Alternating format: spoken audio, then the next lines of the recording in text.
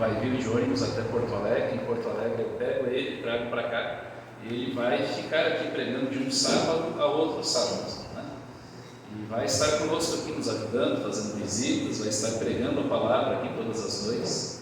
Então você é nosso convidado para estar aqui e estudar a palavra e trazer seus amigos também, nesse momento tão importante em que a gente relembra de forma mais especial, né, aquilo que Jesus fez por todos nós.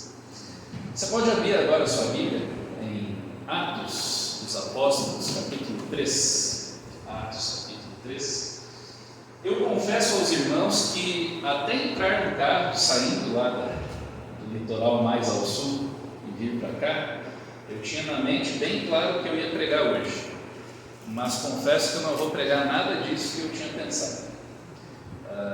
No caminho entendi claramente que eu devia falar outra coisa. Amém. Amém. Hoje eu queria falar com vocês sobre, e esse é um tema que para mim é um tema muito caro, assim, muito precioso, sobre assim, o que é o nosso foco da vida. Quando a gente fala da vida cristã de forma especial, o que é o nosso foco, o que é o nosso objetivo maior, o que a gente busca de verdade? Acredito que todos nós aqui em algum momento já oramos, fizemos nossas orações, nossas preces, né? Saímos não faz muito de um período, né, especial de 10 dias de oração, e aí a pergunta é, pelo que a gente ora? É comum a gente orar pela nossa família, pelos nossos planos, pelos nossos projetos, é comum a gente orar pela nossa saúde, e não há nada de errado em você orar por essas coisas. Mas quando você olha para a igreja primitiva, a igreja lá quando surgiu, né, tempo dos apóstolos, e você vê assim, algumas das coisas que eles faziam, eu fico pensando assim, mas que diferença? Alguns podem dizer que a diferença é porque é questão da cultura, né? 2000 anos, sim, algumas coisas a diferença é cultural, né? Porque se eu fosse pegar realmente como é a letra, né, do que eles viviam, todos nós teríamos que estar de vestes, né, compridas, enfim, né, assim como era no tempo de Jesus. Mas hoje o tempo é diferente, a cultura é diferente. Mas quando a gente fala dos princípios da palavra de Deus, ou dos princípios que a igreja vivia, você percebe que alguns princípios básicos que a gente pode viver hoje, eles não são seguidos. E um deles é justamente a questão da oração. Não falo nem necessariamente do quanto você ora, mas talvez pelo que nós oramos e qual que é o foco da nossa vida. E tem uma história ao longo do capítulo 3, 4 do livro de Atos, que para mim demonstra bem claramente isso, e a gente consegue talvez perceber assim, e talvez você vai poder perceber e analisar onde é que está o foco da tua vida cristã. Vamos ler aí, começar lendo o capítulo 3 de Atos, a partir do verso 1, e aí vamos começar com a história em que Pedro e João estão ali no templo, chegando ao templo para a oração da parte da tarde. Atos 3, verso 1, assim: Pedro e João estavam se dirigindo ao templo para a oração. Aí nessa versão que aparece aí na tela diz a oração da hora nona. Na minha versão, que já é uma versão mais atualizada, diz às 3 da tarde. Por que isso? No original está escrito a hora nona, mas na Bíblia, quando você coloca assim hora sexta, hora sétima, hora nona, isso é sempre contando a partir do nascer do sol. Então é 9 horas a partir do nascer do sol. Então, aproximadamente aqui 3 da tarde.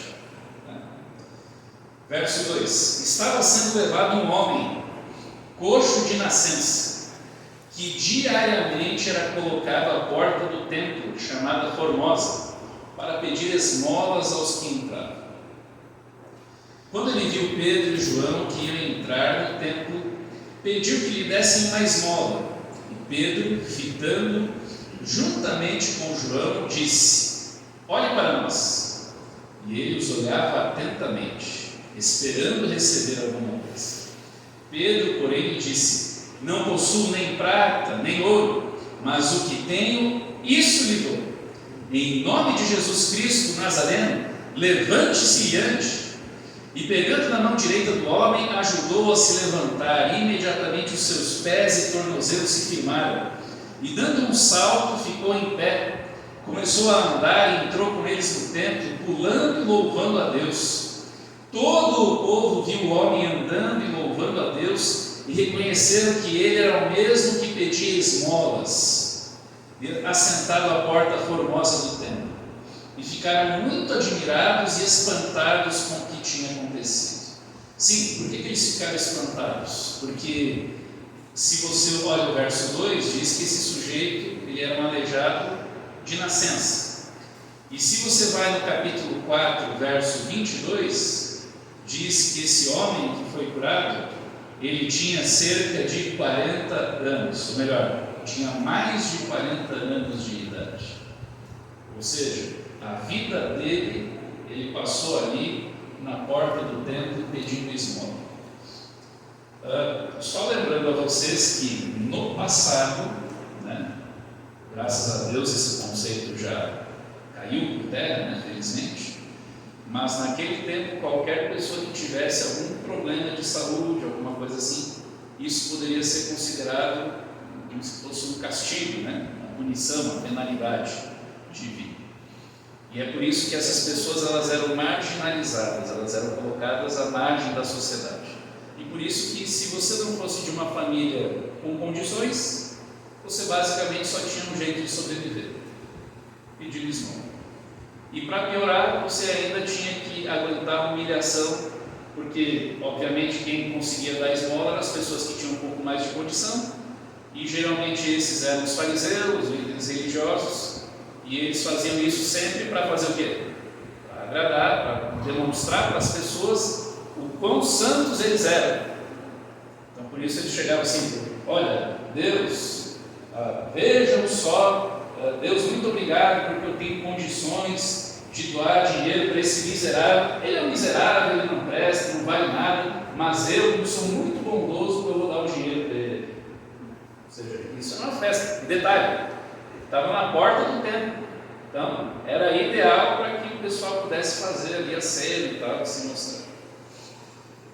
Então assim, o fato é, a vida desse homem se resumia a ficar na porta do templo pedindo esmola e ir para um alojamento, se é que ele tinha, se não é que vivia nas ruas. E é curioso que quando Pedro e João eles chegam para a hora da oração e o homem está ali pedindo esmola, quando Pedro diz assim: olha para a gente, olha para cá, a Bíblia diz que ele fica bem atento porque ele está esperando receber alguma coisa. E o que ele esperava receber? O que você acha? Ele esperava receber o dinheirinho. Então, se Pedro e João jogassem ali uma moeda de 1 denário, que era a moeda básica daquele tempo, a moeda do salário médio de um trabalhador, né, por um dia de trabalho, se Pedro e João jogassem 1 denário para ele ia estar louco de faceiro, ia estar feliz, porque é isso que ele sempre recebeu. Isso quando muitas vezes ele não era humilhado, né, por outras pessoas e tal, né? Mas aí quando ele percebe, na verdade Pedro está dizendo assim: em nome de Jesus Cristo, levante-se e ande. E aqui tem a primeira grande lição de toda essa história, de que às vezes a gente espera uma coisa de Deus, né? Mas muitas vezes Deus não dá aquilo que eu espero. Deus nos concede algo muito maior e melhor daquilo que eu espero.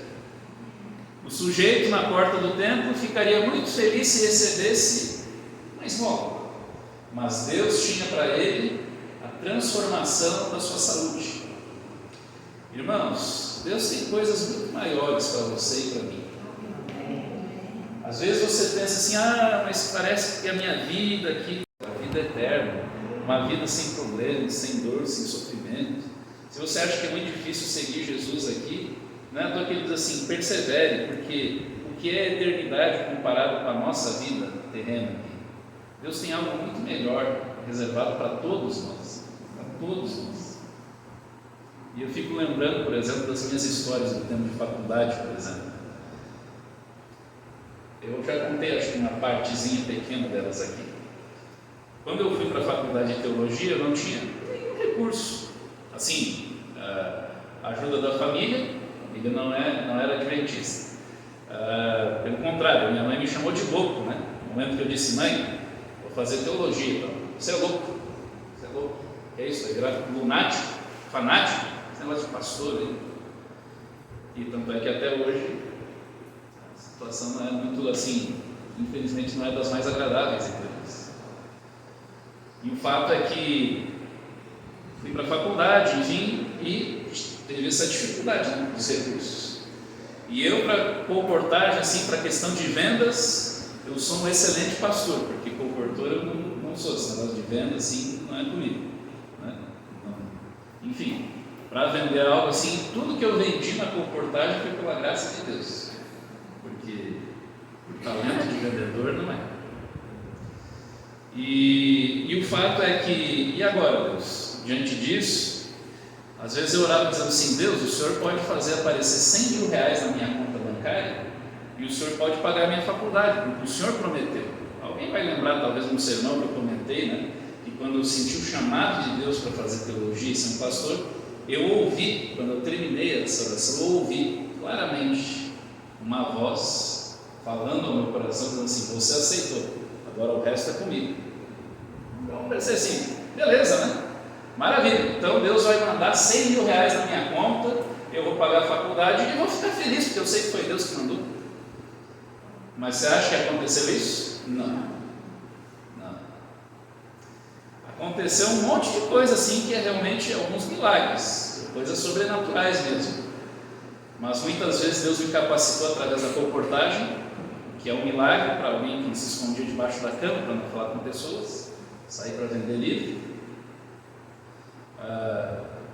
Deus me abençoou, enfim, das mais diversas formas. Talvez só citar uma. Mas justamente num momento assim bem delicado, que e agora, como é que vamos fazer, questão da faculdade, enfim.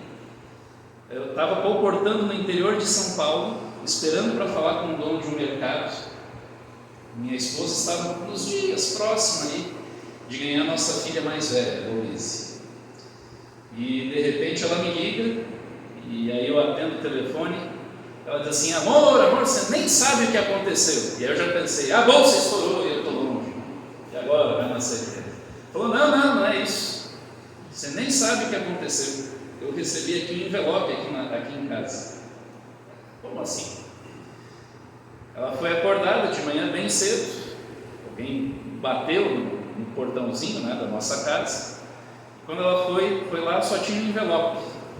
Nesse envelope tinha na parte de fora uma dedicatória, né, dizendo assim, para o senhor Luiz Henrique, para a senhora Mari é o nome da minha falecida esposa, meus parabéns pela chegada da criança, tal, assim. Aproveitem muito bem este livro, especialmente o que está na página 71. O livro era um livro, Os 10 Mandamentos. Aquele livro missionário, para quem é da igreja há mais tempo, sabe que há uns anos atrás, a gente distribuiu esse livro, como a gente faz com um grande conflito hoje. E dentro do livro Os 10 Mandamentos, lá na página 71, tinha exatamente R$902.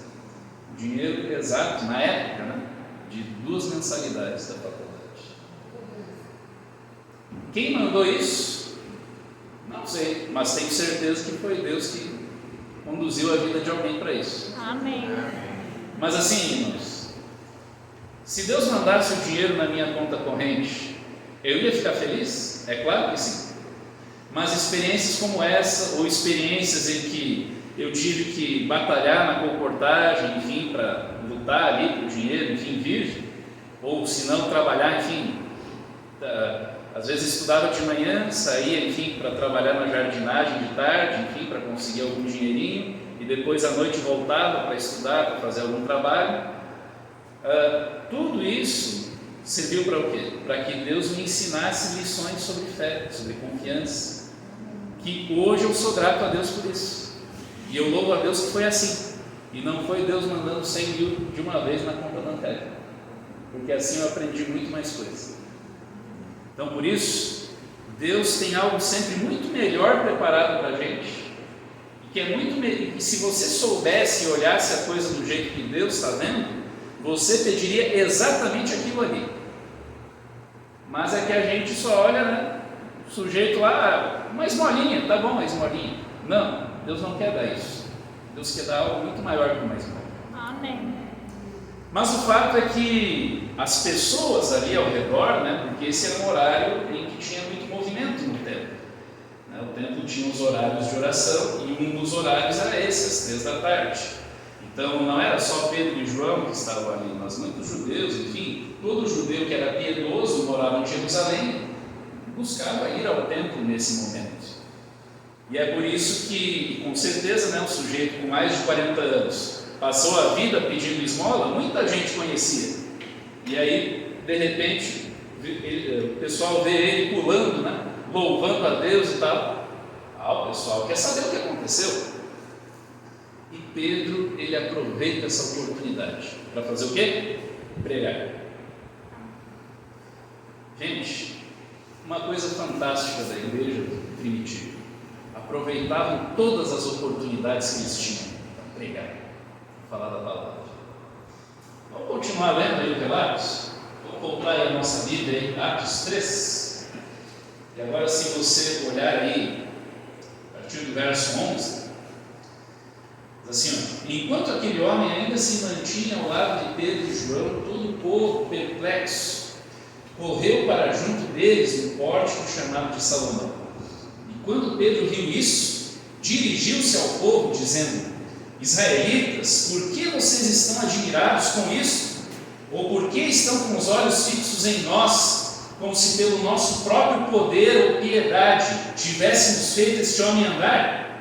O Deus de Abraão, o Deus de Isaac, o Deus de Jacó, o Deus de nossos pais, glorificou o seu servo Jesus, a quem vocês traíram e negaram diante de Pilatos, quando este já havia decidido soltá-lo. Vocês negaram o santo e o justo e pediram que fosse solto um assassino. Vocês mataram o autor da vida, a quem Deus ressuscitou dentre os mortos, do que nós somos testemunhas. Pela fé no nome de Jesus é que esse mesmo nome fortaleceu este homem que vocês estão vendo e bem conhecem. Sim, a fé que vem por meio de Jesus deu a este homem saúde perfeita na presença de todos vocês. E ele continua pregando. E detalhe, não é uma pregação qualquer, é uma pregação ousada, né? Porque você chegar e falar assim: ó, foi aquele que vocês mataram, viu? Aquele que vocês mataram recentemente, aquele que vocês traíram, foi aquele lá, viu? E ele prega de forma ousada, né? Falando, não foi pelo nosso poder. Outra característica, né? Oportunidade para pregar. Ele viu a oportunidade e prega, mas outra característica, humildade. As pessoas estavam olhando, né, para Pedro e João. Nossa, eles são poderosos. Não é pelo nosso poder. Não foi a gente que fez isso. Não foi a nossa força, não foi a nossa capacidade que conseguiu fazer essas coisas. Foi pela fé em recentemente, foi pela fé nele, foi pelo nome de Jesus que esse homem foi curado. Amém. Espetacular. E da onde vem essa coragem e essa ousadia dos discípulos? Vamos lembrar que poucos dias antes, né, poucos meses antes, Pedro, que era o todo corajoso, né, que ele dizia, imagine só, né, Pedro chegando diante dos discípulos ali com Jesus, diz assim: olha, Jesus, todos esses outros aí, são todos fracos, mas eu vou seguir com o Senhor até o final. Né? E aí então Jesus diz assim: Pedro, você nem sabe que você vai me negar ainda, e não é só uma vez, 3 vezes. Mas agora, e Pedro negou Jesus 3 vezes, se arrependeu, mas agora ele está falando de forma ousada. Mas tem um detalhe aqui que vai te chamar muito a atenção, que é a questão do sermão. Ele está pregando, enfim, e ele não consegue terminar de pregar. Olha aí no final do capítulo 13, início do capítulo 4. Olha só. Capítulo 4, verso 1, de forma mais específica. Enquanto Pedro e João ainda falavam ao povo, chegaram os sacerdotes, o capitão do templo, os saduceus, ressentidos porque os apóstolos estavam ensinando o povo e anunciando em Jesus a ressurreição dentre os mortos. Prenderam Pedro e João e os recolheram ao cárcere até o dia seguinte, pois já era tarde. Porém, muitos dos que ouviram a palavra creram, subindo o número desses homens a quase quantos? 5.000. Eu acho curioso isso. É outra diferença brutal, né? Hoje, quando o culto, por exemplo, agora são 15 para as 9. Em alguns lugares onde eu já fui pastor, se o culto passa de 1 hora de duração, as pessoas já ficam bravas, já querem sair, enfim, porque, nossa, o cara já fala muito, né? Muitos já dizem assim, esse pastor é gente boa, mas fala demais, né? Fala demais. Ou outros lá, quando o sermão dura pouquinho, esse é bom. Sim, é bom porque fala pouco, né? Mas Pedro e João ali, eles estão pregando, eles não conseguem terminar o sermão. Imagine, é como se, por exemplo, eu estivesse pregando aqui e alguém vem e me interrompe. E terminou o culto e você fica assim, o que houve? Acabou? Né? Eles são interrompidos, eles são presos. E mesmo eles sem conseguir fazer um apelo, mesmo sem ele conseguir, né? Mesmo sem os recursos da tecnologia que a gente tem hoje, mesmo sem cantar um hino final, mesmo sem chamar aqui um cantor, que nem aqui nós temos vários cantores, né? Mesmo sem chamar um cantor aqui para pregar, para fazer o apelo, um monte de gente faz o quê? Se converte com o sermão pela metade. Gente, isso só é possível através do quê? Do poder do Espírito Santo. Só que aí tem um detalhe, a Bíblia diz que o mesmo Deus do passado é o mesmo Deus de hoje, certo? Então por que coisas como essa não podem acontecer hoje? E eu vou dizer para você por que coisas como essa não acontecem hoje. Porque às vezes a gente não tem coragem de fazer as orações que aqueles homens faziam. Nós vamos terminar falando sobre isso. Mas antes da gente ver a oração que aqueles homens faziam, vamos dar uma olhada agora no interrogatório deles. Porque, enfim, eles são presos, eles são levados diante do Sinédrio.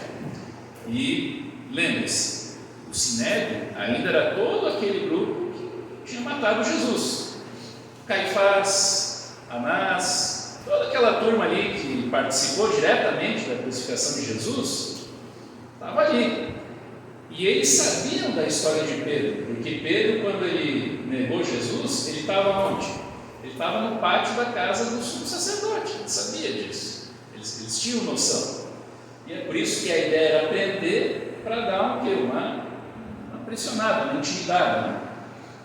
Porque o trabalho do inimigo é esse. Se não consegue te levar pelo engano, ele vai tentar pela força, né? Vai tentar te pressionar para você largar a fé. E veja só o que acontece. Eles vão começar um interrogatório e a Bíblia tem alguns detalhes muito curiosos aqui. Atos capítulo 4, verso 7. Atos 4, verso 7, diz assim, ó. E colocando os apóstolos diante deles, perguntaram: com que poder ou em nome de quem vocês fizeram isso? Então Pedro, cheio do quê? Espírito Santo. Tá aí a diferença. O Pedro de 2 meses antes, mais ou menos, o Pedro estava só cheio do espírito dele mesmo, de arrogância e tal. Agora ele está cheio do quê? Do Espírito Santo. Irmãos, tem uma coisa que a gente precisa orar, que a gente precisa clamar por isso, pelo Espírito Santo. Você tem orado por isso na sua vida? Você tem pedido diariamente pelo batismo do Espírito Santo? Porque, irmãos, sem isso, a gente não vai conseguir. Sem isso, não tem como perseverar. Sem isso, não tem como ter alegria na vida cristã. Sem isso, não tem como a gente prosseguir. Sem isso não dá. E é por isso que Pedro ele só consegue fazer isso, porque aqui ele está o quê? Cheio do Espírito Santo. E olha só a fala dele agora. Ele diz assim, ó, verso 8, né? Autoridades do povo e anciãos, visto que hoje somos interrogados a propósito do benefício feito a um homem enfermo e do modo como ele foi curado, saibam os senhores todos e todo o povo de Israel, que em nome de Jesus Cristo Nazareno, a quem vocês crucificaram e a quem Deus ressuscitou dentre os mortos, sim, em seu nome é que este está curado na presença de vocês. Este Jesus é a pedra que vocês, os construtores, rejeitaram, mas ele veio a ser a pedra angular. E não há salvação em nenhum outro, porque debaixo do céu não existe nenhum outro nome dado entre os homens pelo qual importa que sejamos salvos. Isso é espetacular. Agora verso 13. Ao verem a ousadia de Pedro e João, sabendo que eram homens iletrados e incultos, ficaram admirados e reconheceram que eles haviam estado com Jesus. Sim. O que o Espírito Santo não faz na vida de uma pessoa? Porque a questão não é só ter coragem para falar, mas é falar o que eles falaram. Não, nós estamos fazendo na autoridade porque o sumo sacerdote, eles juravam que Pedro ia ficar quietinho, né? Quer dizer, não, foi uma coisa assim, foi um engano, tá? Não. Foi no nome, sabe aquele que vocês mataram recentemente? Jesus Cristo? Foi no nome dele que eu fiz isso. Vocês traíram ele, enfim, vocês rejeitaram a pedra angular, ele é o Messias, e vocês cometeram esse crime bárbaro. Né? E ele tem ousadia de pregar e falar isso. Como é possível que alguém que há pouco tempo atrás foi tão covarde a ponto de, se você vai no Evangelho de Mateus e você vê a forma como Pedro traiu Jesus, você vai vendo que a coisa vai aumentando, né? O modo como ele nega Jesus, né? Na última das vezes, lá no Evangelho de Mateus, diz que Pedro ele começa a praguejar. Você sabe o que é essa palavra praguejar lá no original grego? Falar palavrão. Você imagina um sujeito que pouco tempo antes estava falando palavrão, xingando para dizer que ele não conhecia Jesus, era uma baita de uma mentira, um baita de um mentiroso. Agora, cheio do Espírito Santo, ele é capaz de falar a verdade e falar, enfim, tudo que precisa ser dito na frente dos piores assassinos da história, porque mataram o Messias. A diferença é o quê? É o Espírito Santo. Por isso, irmãos, se a gente não orar por isso, irmãos, você pode orar pela sua família, e deve. Você pode orar pela sua saúde, e deve. Você pode orar e deve pela sua igreja. Você pode orar por um monte de projetos, ideias pessoais, você deve orar por isso. Mas uma coisa, irmãos, que a gente não deve esquecer, e precisa orar, e precisa clamar por isso, é pelo Espírito Santo. Porque senão, o que vai ser de nós? É o Espírito Santo que nos convence da verdade, da justiça, do juízo. É Ele quem vai nos guiar a toda a verdade. Se eu não for guiado pelo Espírito Santo, eu vou ser guiado por quem? Pela minha própria cabeça? Não vai dar certo. E um fato aqui, antes da gente continuar a leitura, que me chama a atenção é que o pessoal ali do Sinédrio, enfim, vão conversar e tal entre eles e, puxa vida, eles realmente andaram com Jesus. Estão falando que nem ele, pai. Que transformação o Espírito Santo faz, né? Se você é realmente batizado com o Espírito Santo, você se torna mais semelhante a Jesus. E as pessoas percebem isso. Os maus, os perversos, os camaradas que não queriam saber de Jesus, eles percebem e precisam admitir isso. Eles precisam admitir, olha, eles andaram com Jesus. E se você andar com Jesus de verdade, as pessoas ao seu redor vão perceber isso. Elas vão notar isso. Elas podem não aceitar Jesus. Elas têm todo o direito de fazer isso. Mas no mínimo, elas vão reconhecer, você é diferente. Você é diferente. No mínimo elas vão reconhecer isso. No mínimo. E o fato, mas a ousadia dos dois não termina aí.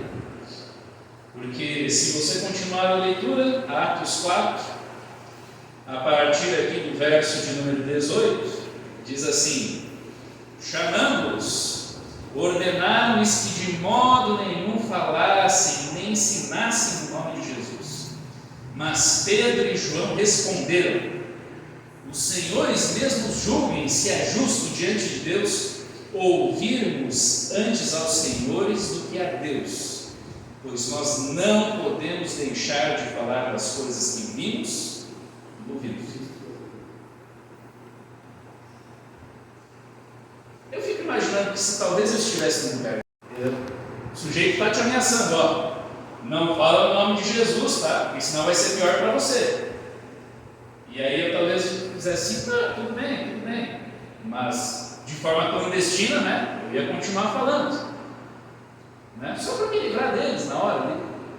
Mas o interessante é que Pedro e João, cheios do Espírito Santo, o que eles fazem? Que isso? Vocês mesmos, vocês acham que é lógico isso aí? A gente vai obedecer, não é a vocês, a gente vai obedecer a Deus. A gente não pode deixar de falar o que a gente quer. E agora, irmãos, que contraste, né? A gente não é ameaçado, a gente, por enquanto, né, ainda não sofre perseguições assim com risco de vida, a gente não sofre tantas coisas sérias assim como esses homens sofreram no passado. Mas a gente deixa de falar. Que diferença. E aí, às vezes, a gente se pergunta onde é que nós estamos, por que às vezes as coisas não são do jeito que a gente gostaria que fosse. E agora que vem a parte que mais me emociona, que é o seguinte: Pedro e João eles são aqui soltos, né? O Sinédrio ficou com medo de matá-los por causa ali de toda a repercussão, né? Já tinha ali toda a questão do Jesus, então eles ficaram com medo, enfim, de avançar com a morte deles. Então soltaram com as ameaças, enfim. O que Pedro e João fazem? Eles vão procurar o grupo de crentes, eles vão até lá, o grupo da igreja. E como o grupo da igreja, eles contam o que aconteceu, enfim. E juntos com a igreja, eles fazem uma oração. E agora a pergunta que eu faço a você, que você não precisa me responder, só pensar nisso: qual é a oração que você faria nessa hora? Porque você foi perseguido, você foi instrumento de Deus para a conversão de um monte de gente, mas você foi perseguido, foi preso, foi ameaçado, e por um milagre de Deus já foi solto. Qual seria a sua oração nesse momento? Talvez a minha oração seria, primeiramente, de gratidão, mas eu com certeza pediria algumas coisas nessa oração. Coisas do tipo assim: Deus, além de te agradeço muito, mas que o Senhor continue me protegendo, me proteja da perseguição, né? Cuido da minha família, né? O Senhor sabe que eu tenho tal projeto, Senhor, olha, enfim, a minha vida pessoal tem isso. E talvez aqui está o cerne da coisa, da grande diferença do cristianismo do passado e do cristianismo do nosso tempo. Hoje a gente considera muitas vezes o cristianismo do nosso tempo como uma coisa assim, que se der tempo, como uma coisa assim, é a última prioridade dentro das coisas que eu posso fazer. Então, assim, se der tempo, se der jeito, se der condições, eu faço. Se sobrar algum dinheiro, eu devolvo o meu dízimo. Se sobrar ali algum jeito, eu faço tal coisa. Se sobrar determinado... Mas com Deus não é a sobras. Com Deus é a prioridade. E é por isso que a oração deles é uma oração que me surpreende e tem uma resposta imediata. E toda vez que eu leio e escuto essa oração, eu me emociono. Porque olha só o que eles pedem. Vamos ler. Atos capítulo 4. Vamos ler ali então, a partir aí do verso 24. Atos 4, verso 24, diz assim: ouvindo isto, unânimes, unânimes, todos juntos, levantaram a voz a Deus e disseram: Tu, soberano Senhor, fizeste o céu, a terra, o mar e tudo que neles há. Disseste por meio do Espírito Santo, por boca de Davi, nosso pai, teu servo: por que se enfureceram os gentios e os povos imaginaram coisas vãs? Os reis da terra se levantaram e as autoridades se juntaram contra o Senhor e contra o seu ungido.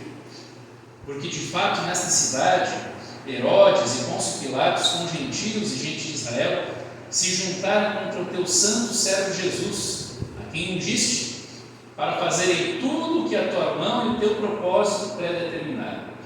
E agora veja bem o pedido deles: agora, Senhor, olha para as ameaças deles e concede aos teus servos que anunciem a tua palavra com toda a ousadia, enquanto estendes a mão para fazer curas, sinais e prodígios, por meio do nome do teu santo servo Jesus. E tendo eles orado, tremeu o lugar onde estavam reunidos. Todos ficaram cheios do Espírito Santo e com ousadia anunciavam a palavra de Deus.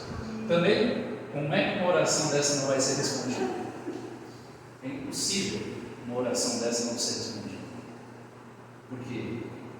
Eles não pedem alívio da perseguição. Eles não pedem: Senhor, olha, alivia minhas dores. Eles não pedem: Senhor, olha, me ajuda a ter uma vida tranquila, em paz. Eles só pedem assim: Senhor, só nos dá mais coragem. Só nos dá coragem para que a gente continue pregando. Só nos dá coragem, porque a gente quer continuar pregando, falando da tua palavra. A gente quer ter coragem para levar adiante o teu evangelho. É isso que a gente quer fazer. Irmãos, agora a pergunta que eu me faço é: talvez quantas vezes ao longo da minha vida eu fiz esta oração? Irmãos, quantas vezes você já fez esta oração na sua vida? Quantas vezes nós, como povo de Deus, temos feito de forma sincera esta oração em nossa vida? Nós vivemos num mundo, irmãos, em que nós estamos muito acostumados com o individualismo. É eu, é para mim, para os meus interesses.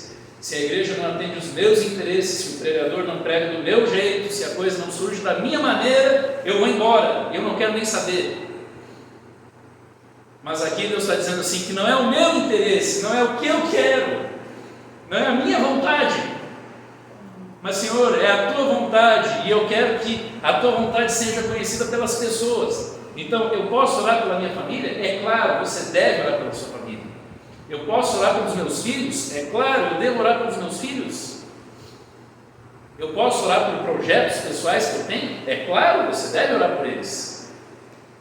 Mas eu devo orar principalmente por duas coisas: pelo batismo do Espírito Santo, e para que Deus nos ajude a sermos corajosos, ousados, para vivermos aquilo que a gente sabe que tem que viver, para que, irmãos, com perdão da expressão, depois, enfim, vocês podem conversar, minha carta está indo para a central de Tramandaí, vocês podem conversar, posso até ser disciplinado lá, se vocês quiserem, com esta fala, mas que, irmãos, que a gente aprenda a ter vergonha na cara. É verdade.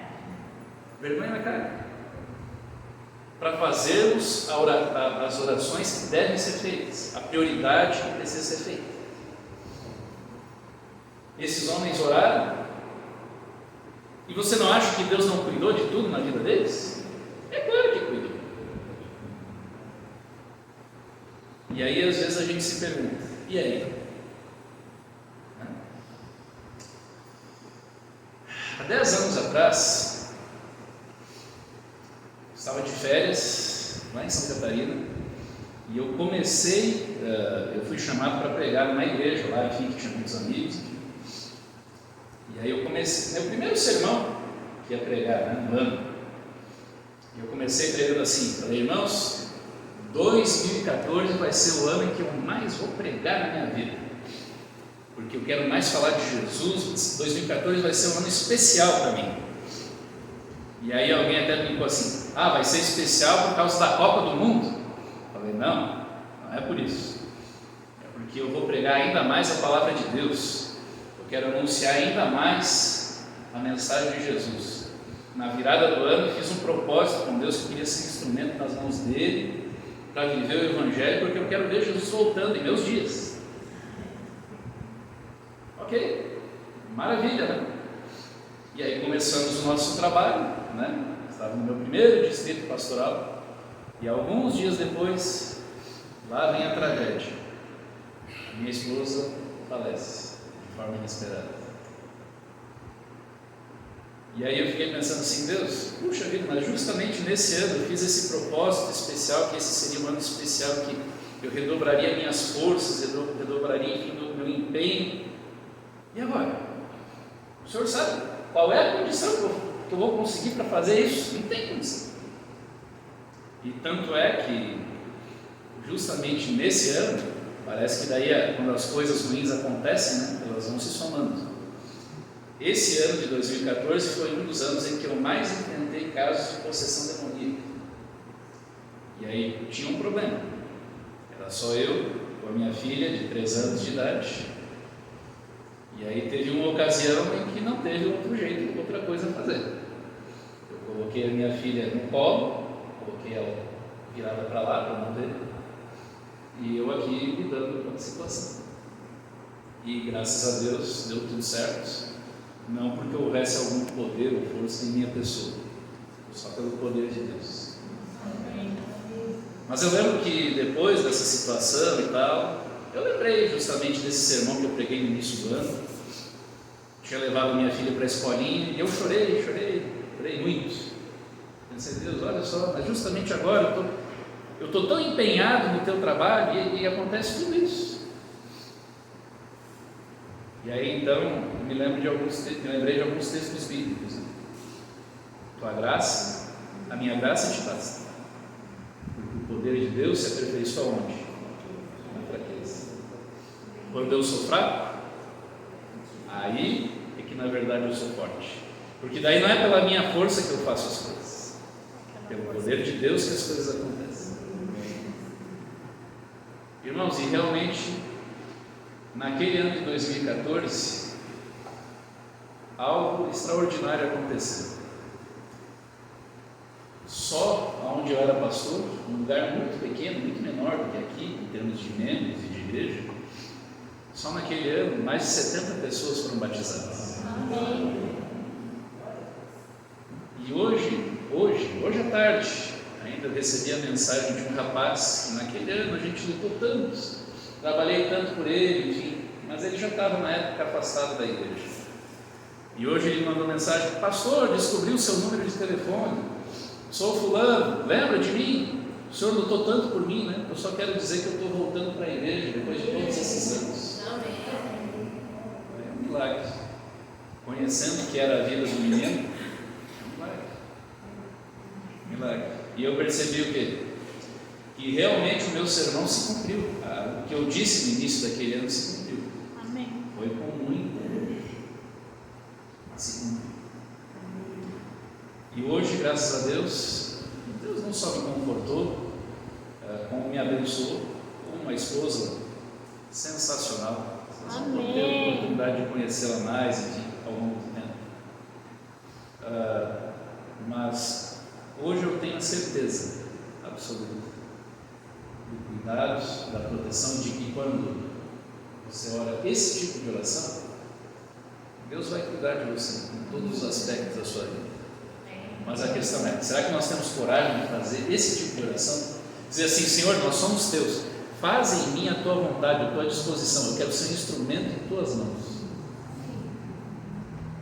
Se esse é o seu desejo, eu queria convidar você para que a gente terminasse cantando justamente o hino que fala sobre isso. Somos teus, Senhor. E que essa seja a nossa declaração ao sairmos daqui. Deixe-se ser usado por Deus. Pastor, mas eu tenho limitações. Estou falando com uma pessoa que é cheia de limitações. E que se fosse considerar as limitações que eu tenho, eu não sairia da minha cama. Mas Deus não quer pessoas que tenham muitas capacidades. Deus só quer pessoas que estejam dispostas. Amém. Para isso. Você está disposto? Então, se coloque em pé e vamos cantar essa música que fala bastante sobre isso.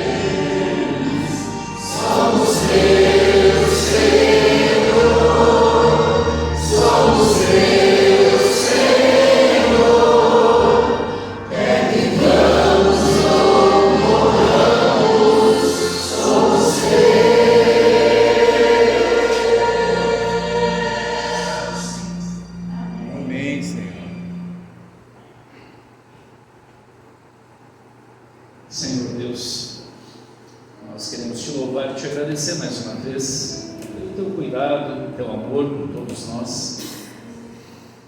E muito obrigado porque a tua palavra nos ensina o caminho que devemos seguir, a rota que devemos trilhar na nossa jornada rumo à Canaã celestial. Amém.